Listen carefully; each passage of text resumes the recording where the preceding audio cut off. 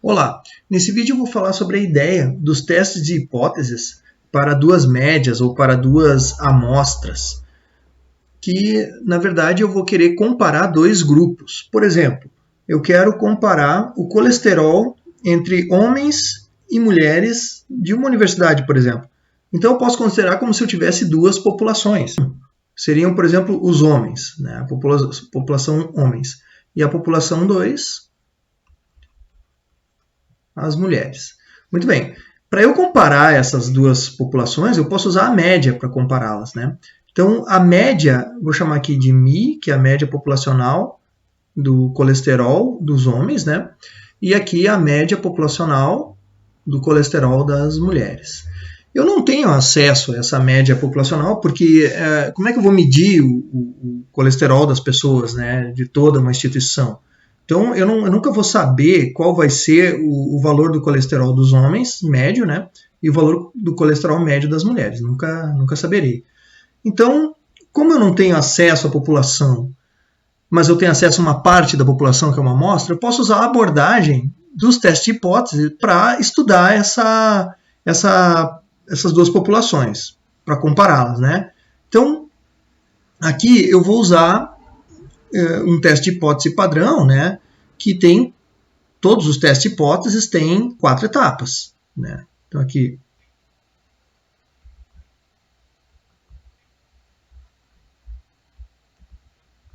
quatro etapas. A primeira etapa é fazer uma suposição sobre essas duas populações. Essa suposição é chamada de hipótese nula, e geralmente ela é indicada por H0. Né? Essa suposição é o que eu estou testando, é a hipótese a ser testada. É a hipótese de um teste de hipótese.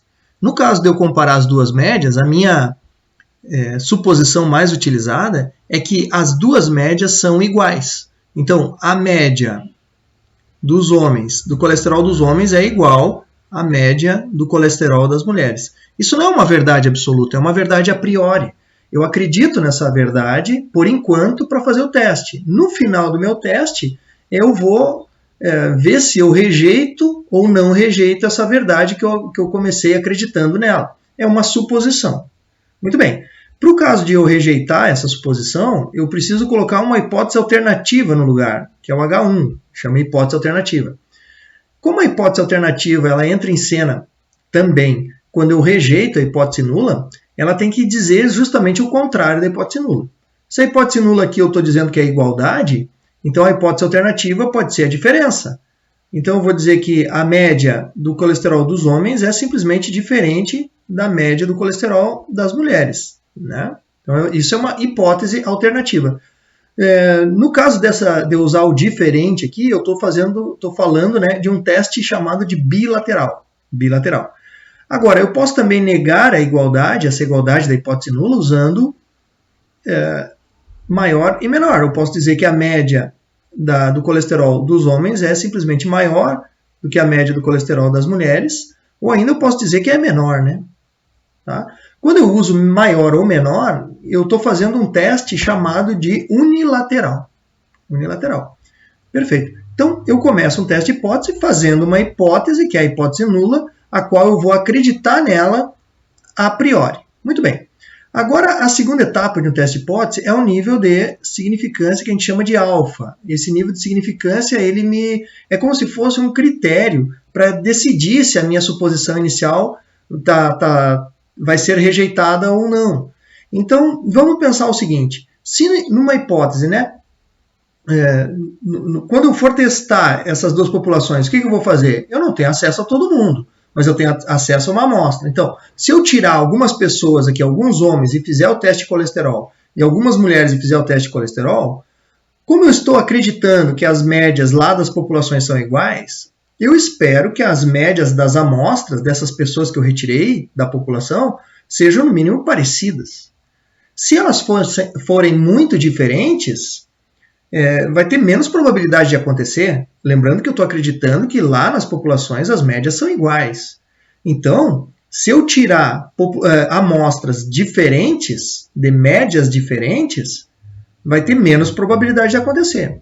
Se essa probabilidade for muito pequena de acontecer, realmente muito pequena, né, ela vai ultrapassar meu nível de significância. Ela vai ser uma probabilidade menor do que o nível de significância.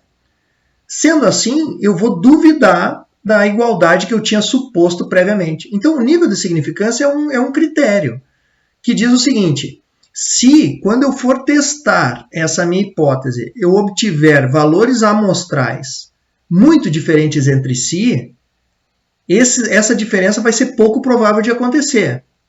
Se for realmente pouco provável, vai ser menor que o nível que eu defini para nível de significância. E isso vai me fazer duvidar da minha suposição de igualdade que eu tinha feito previamente. Tá? Então, o alfa, o nível de significância é isso. Tá? Na terceira etapa, a gente vai calcular o p-valor. Tá? Então, na terceira etapa, vem o p-valor. Existem outras abordagens para fazer o teste, claro, mas eu estou fazendo uma abordagem simples, uma ideia, e é uma ideia muito utilizada. Né? Aquela ideia que se tu tiver ela na cabeça, vai te ajudar bastante. Então, na terceira etapa, é justamente onde eu vou retirar as amostras. Na segunda etapa, eu planejei. Na terceira etapa, eu vou executar. Eu vou lá e vou retirar uma amostra. Vou retirar uma amostra aqui da população 1, vai ser minha amostra aqui da amostra de homens, né? Vou fazer o colesterol lá e vou ter uma média, x barra, uma média do colesterol dos homens. Aqui eu vou tirar uma amostra, algumas mulheres aqui, e eu vou ter, então, a amostra das mulheres, a amostra 2, e eu vou ter a média das mulheres aqui na amostra. Beleza, então eu vou verificar a distância que se obteve da média dos homens, das amostras dos homens, em relação à média das mulheres. Se essa distância for grande, pressupondo que eu acredito que as populações tenham a mesma média, se aqui acontecer diferenças muito grandes, eu não posso mais atribuir essa diferença ao mero acaso. Né? Essa diferença ela não vai ser pouco provável de acontecer por mero acaso. Né? Esse valor é o p-valor. Então, o que o p-valor calcula? É a probabilidade de eu obter a distância que eu obtive aqui nas amostras, considerando que eu esperava que as médias populacionais são iguais. Né? Então, o p-valor é uma probabilidade. Muito bem, na quarta e última etapa, eu vou comparar o p-valor com o alfa. Ou seja, eu vou comparar a realidade das minhas amostras com o projeto que eu tinha estabelecido para ser uma coisa, o que seria uma coisa fora do esperado, né? Que era o alfa aqui. Muito bem, eu vou comparar as duas coisas. E aí tem duas opções. Se o p for menor do que o alfa, significa que a realidade obteve uma diferença tão grande que é muito pouco provável. Menos provável do que eu tinha estabelecido como limite de uma coisa pouco provável, né? Ou seja, o p é menor que alfa. Então, nesse caso, eu rejeito a minha H0 e aceito a minha H1. Né? Minha H1. Beleza, aí vai depender de qual H1 que eu escolhi lá previamente. Tudo bem? E pode acontecer também a segunda opção, né, do P ser maior do que o alfa. Nesse caso, por mais que o P tenha sido pequeno, ele não foi extremo. Ele não foi a diferença que eu observei aqui nas amostras não foi grande o suficiente, né, para eu duvidar da minha suposição inicial, que era que as populações tinham a mesma média. Tá? Então, nesse caso, eu não rejeito H0. Então, eu não rejeito H0. Se diz que a amostra não foi capaz de rejeitar H0. Tá? Muito bem, essa é a ideia básica de um teste de hipótese para duas médias. Né? Agora, no próximo vídeo, eu vou entrar com um exemplo. Vamos lá. Bom, então aqui a gente tem a ideia de um teste de hipótese, né? E vamos dar sequência ao vídeo anterior, onde, explicando rapidamente, eu fiz o seguinte. Eu supus duas populações aqui, ok? Que eu quero verificar se as médias populacionais são iguais ou não. De uma maneira bem genérica, duas populações eu posso comparar usando as médias dessas duas populações. Como a minha abordagem é do teste de hipótese, eu vou fazer o seguinte, eu vou primeiro, na primeira etapa, supor uma hipótese inicial, que é chamada de hipótese nula. Eu vou supor que a média de uma população é igual à média da outra população. É uma suposição, eu acredito nela por enquanto, a priori. E caso ela venha a ser rejeitada, eu preciso definir uma hipótese alternativa para colocar no lugar. Eu tenho três opções. Eu posso dizer que as duas populações têm médias diferentes, ou que uma população tem média maior que a outra, ou menor que a outra. Tá? No segundo momento, eu vou definir um nível de significância, né, que é a probabilidade que eu vou estabelecer como para a ocorrência de algo inesperado, ou seja, bem diferente do que eu estou imaginando. O que eu estou imaginando? Que as populações são iguais, então nas amostras eu imagino que as amostras sejam parecidas. Quanto mais diferente forem as amostras, menos provável de acontecer elas serão. Né? Na terceira etapa eu calculo o p-valor, que é de fato eu vou retirar uma amostra das populações e vou ver a diferença delas, né? E vou calcular a probabilidade dessa diferença ter ocorrido, sendo que eu estava acreditando que as populações têm médias iguais. E depois eu vou tomar uma decisão, comparando o P com alfa. Se o P for menor que alfa, eu rejeito H0 e aceito H1. E se o P for maior que alfa, eu não rejeito H0. Então eu separei aqui um exemplo, aqui embaixo. São apresentados dados de um estudo biomédico do peso dos rins em uma série de autópsias realizadas no departamento de patologia de um hospital na África. A diferença das médias amostrais pode ser razoavelmente explicada como sendo devido ao acaso, né? Vamos tentar simplificar esse contexto todo. Nós temos aqui, em alguma região da África, lá num hospital, se quer saber se os rins esquerdo e direito demonstram alguma diferença de peso, né? Então, o que eu estou estudando de fato é toda a população das pessoas desse hospital, né? Então, eu tenho aqui a primeira população, né? Tem aqui população 1. População 1, que são todos os rins, né? Esquerdos, por exemplo. Então, aqui das pessoas de todo o hospital, não só essas da amostra, né? E aqui eu também tenho uma população, serão todos os rins autopsiados, né, nesse hospital lá do lado direito. Claro que eu não tenho como pesar, né, todos os rins, né, provavelmente não tenha. Então eu nunca vou ter acesso à média de peso dos rins do lado esquerdo. Nunca vou saber isso aqui. E eu também não vou saber a média do peso dos rins do lado direito. Não vou ter como saber.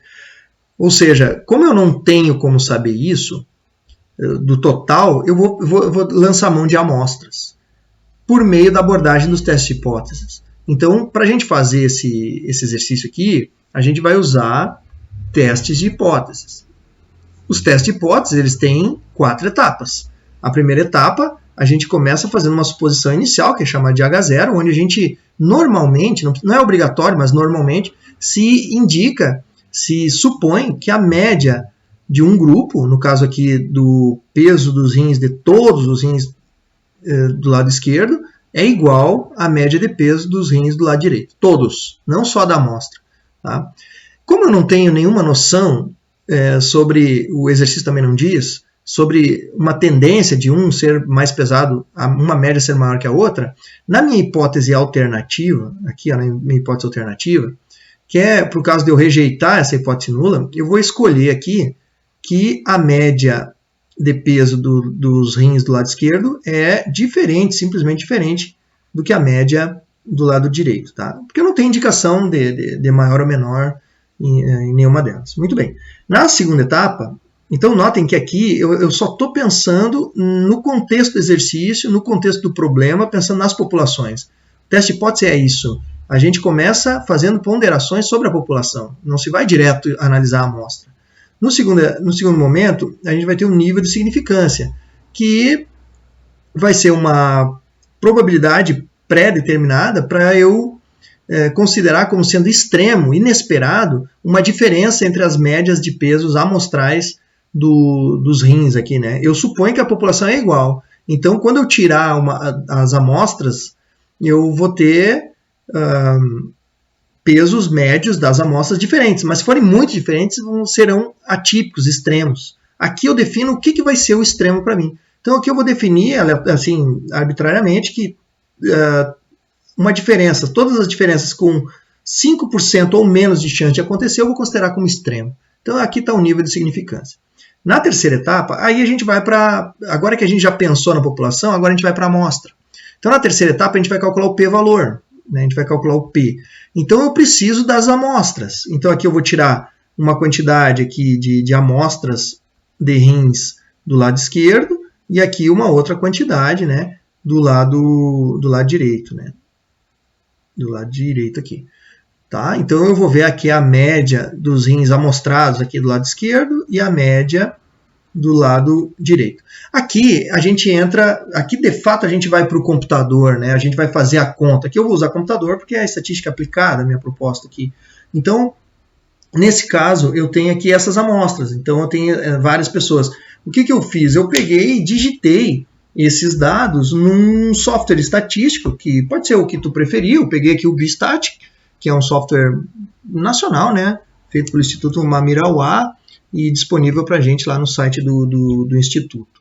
Então eu digitei aqui, agora a ideia é calcular o p-valor, que é a probabilidade da diferença de peso das médias amostrais aqui, considerando que provieram de populações com a mesma média. Então vamos lá, aqui a gente vai em estatísticas, né, duas amostras, só que aqui eu tenho duas opções, né, duas amostras independentes ou relacionadas. Independentes é quando não tem aquela questão do antes e depois, né? E relacionadas é quando tem a questão do antes e depois. Então eu fiz um teste antes, eu medi as pessoas antes, fiz um teste e medi a pessoa depois do teste. As mesmas pessoas medidas duas vezes, né? Aí é relacionadas. Como nesse caso não tem essa questão, então é duas amostras independentes. Então, cliquei ali e aqui a gente tem várias opções. A gente vai direto no teste T. No teste T, porque eu tenho poucas amostras aqui, eu tenho 18 amostras, né? E eu estou comparando médias. Então, a comparação de médias com poucas amostras, normalmente se usa o teste T, desde que se tenha como pré-suposição que as populações são normalmente distribuídas. Tá? Então, eu vou assumir que esse é o caso, então eu vou para o teste T. Tá? Então, o teste T eu vou usar dados amostrais, porque de fato eu digitei os dados lá. Então, cliquei em dados amostrais, vou selecionar as duas colunas para fazer a conta e vou executar a estatística. Executei a estatística lá, ok, está aqui. Então, aqui, o que a gente vai ver? Né? A gente vai direto para o P.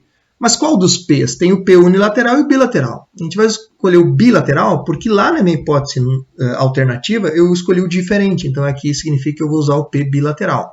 O valor dele deu 0,4414. Tá? Vamos anotar esse valor. Vamos anotar esse valor aqui. O valor de P, 0,4414. Beleza?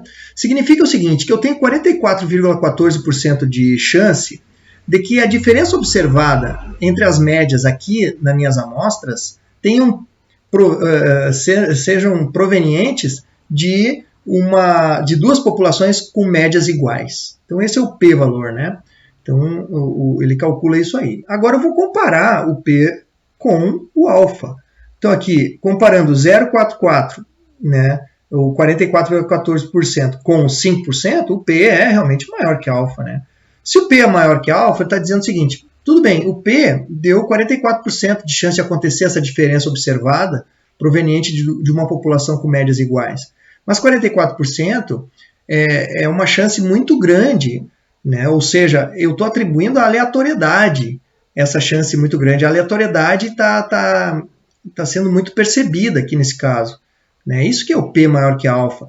Então eu não posso dizer que de fato as médias de peso são diferentes, porque a diferença amostral aqui pode ter sido devida ao mero acaso, à mera aleatoriedade, porque eu tenho 44% de chance de ter sido por mera aleatoriedade essa diferença. Então eu não rejeito H0. O que significa não rejeitar H0? Que aquela minha suposição que eu fiz, que a média de peso lá, populacional, eram iguais, né? Os pesos tinham médias iguais, a amostra que eu tirei, essas duas amostras, não foram capazes de rejeitar essa igualdade. Então eu posso ainda seguir acreditando que não há diferença entre as médias de peso do rim esquerdo com o rim direito, pelo menos baseado nessa amostra. Né? Com mais testes, com mais amostras, eu posso vir a pensar diferente, mas por enquanto eu não posso atribuir uma diferença real. Né? Essa diferença que eu observei tem muita chance de ter sido por mero acaso, de sortear as pessoas de dentro das populações e observar essas médias aí. Ok? Espero ter ajudado vocês com essa ideia básica do teste para duas médias. e nos vemos num próximo vídeo. Até mais!